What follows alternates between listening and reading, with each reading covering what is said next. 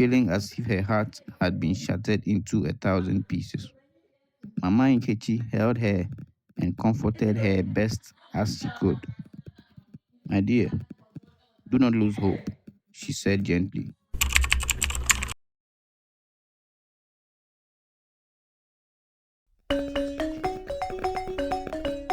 In the bustling town of Adura lived a young woman named Adura.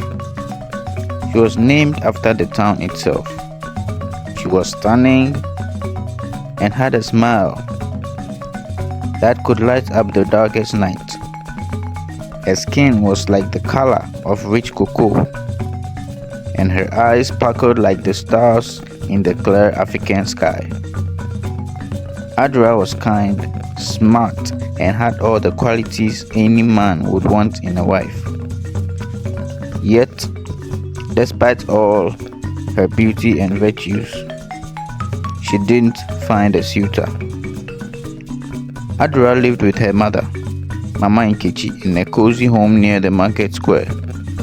Her father had passed away when she was very young, and her mother had raised her with love and care. Mama Nkechi often wondered why no man had come to ask for Adura's hand in marriage. "My daughter," she would say, "you are beautiful and wise. Why is it that no man comes to our door?" Adura would just smile and shrug.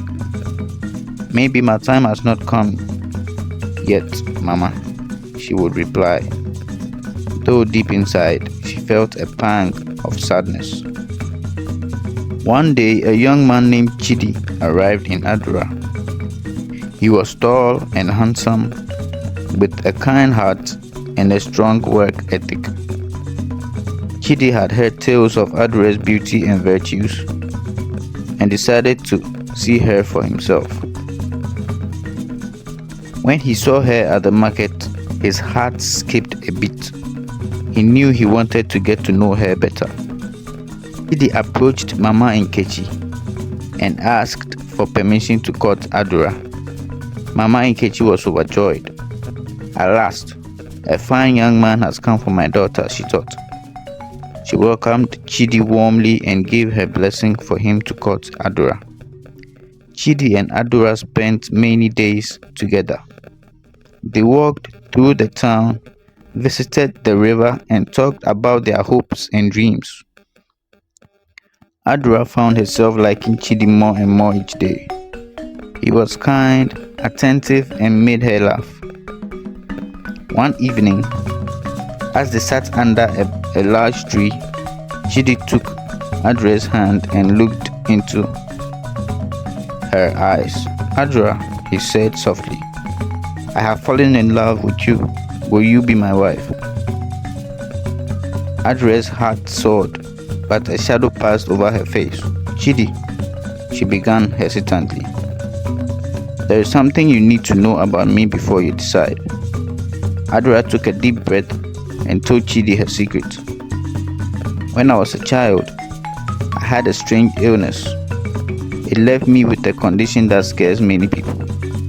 I have a mark on my back that looks like a serpent. People in the village call it the serpent's curse. They believe it brings bad luck. That is why no man has asked for my hand in marriage." Chidi listened quietly. When Adra finished, he gently touched her cheek. "Adra, I don't care about superstitions or marks. I love you for who you are, not for what others say about you." Adra felt a wave of relief and happiness. She had found someone who accepted her. However, their joy was short-lived. The news of Chidi's courtship with Adra spread through the village like wildfire. People began to whisper and gossip. Chidi's friends and family urged him to reconsider. "She is cursed," they say. "You will bring bad luck upon yourself if you marry her." Chidi, torn between his love for Adura and the pressure from his family and friends, made a heartbreaking decision. One evening, he came to Adura with tears in his eyes. "I am sorry," he said, his voice breaking. "I love you, but I cannot go against my family in the entire village. I must leave." Adra, devastated, she wept for days, feeling as if her heart had been shattered into 1,000 pieces. Mama Nkechi held her and comforted her best as she could. "My dear, do not lose hope," she said gently. "True love will come to you and it will stay." Despite her mother's words, Adra felt a deep sadness. She continued her daily life, but the spark in her eyes had dimmed. She feared that she would never find a suitor who would accept her for who she was. Months passed, and life went on in Adra. One day, a healer named Obi came to the town. He was wise and kind, known for his ability to cure ailments and see beyond the surface. He heard the story of Adra and was intrigued. "I must meet this young woman," he thought. Obi sought out Adra and introduced himself. "I've heard of your beauty and kindness," he said. "I also know of your secret. May I see this mark that scares so many?" Adra hesitated but agreed. She showed Obi the serpent-shaped mark on her back. Instead of recoiling in fear, Obi studied it carefully. "This is not a curse," he said after a moment. "It is a symbol of protection. You are blessed, not cursed." Obi explained that the mark was a rare and powerful symbol. It was a sign that Adra was protected by the spirits and that she had a special destiny. "Those who shun you do so out of ignorance," he said. "You have a great gift, Adra." Adra felt a sense of relief and wonder. Could it be true? Had she been blessed all along? Word of Obi's revelation spread through the village. People began to see Adra in a new light. They admired her strength and resilience. Chidi, who had never stopped loving Adra, heard the news. He rushed back filled with hope. He found Adra by the river, the place where they had shared so many happy moments. "Adra," he called out, his voice full of emotion, "I was wrong to leave you. Can you ever forgive me?" She saw the sincerity in his eyes and felt her heart soften. "Chidi," she said quietly, "it hurt me when you left, but I understand why you did. I forgive you." Chidi and Adra embraced. Mama Nkechi smiled through her tears, grateful that her daughter had finally found true love. Adra and Chidi lived happily ever after, their love growing stronger with each passing day. Adra's mark, once seen as a curse, was now a symbol of her strength.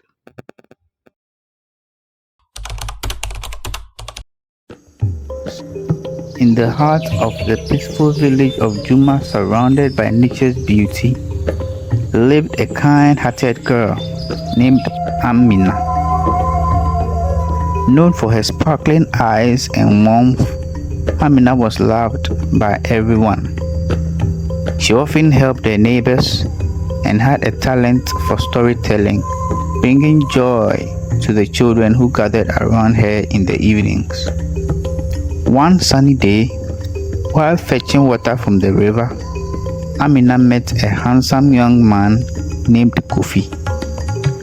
With his bright eyes and friendly smile, he seemed like any other villager, but there was something special about him that piqued Amina's interest.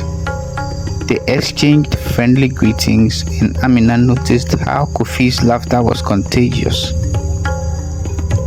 As the days turned into weeks, Amina and Kofi grew close.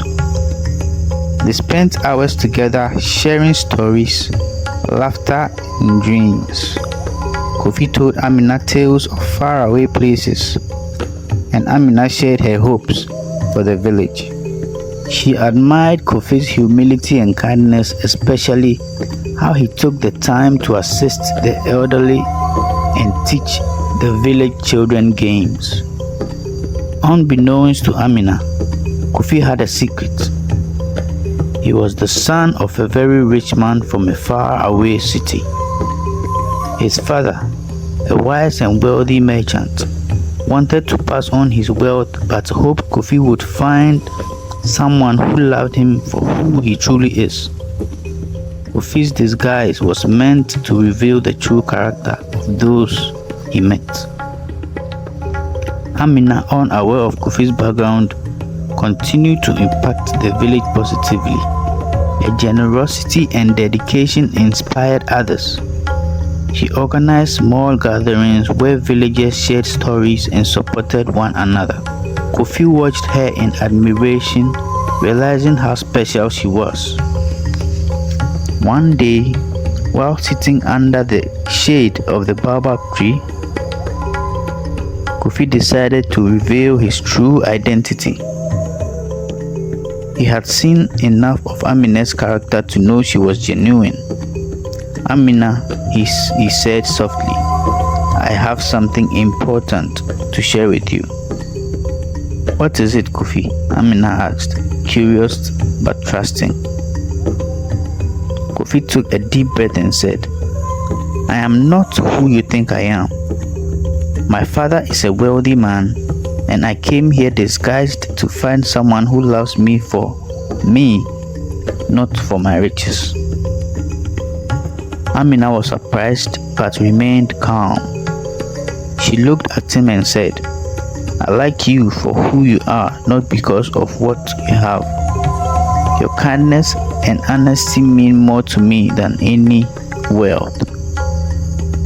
Relieved and happy, Kofi knew he had found the right person. Together they traveled to the city where Amina met Kofi's father.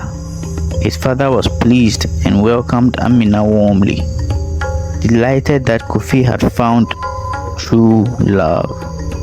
Amina's genuine spirit won over everyone she met.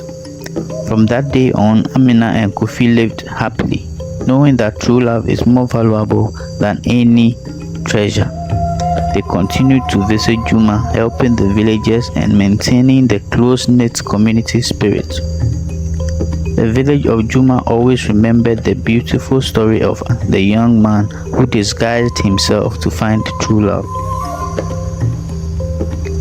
This story reminds us that love built on honesty and kindness is the greatest treasure. It teaches us to look beyond appearances and cherish the values that truly matter. Thank you for watching. If you enjoyed this story, please like, share, and subscribe for more. See you next time.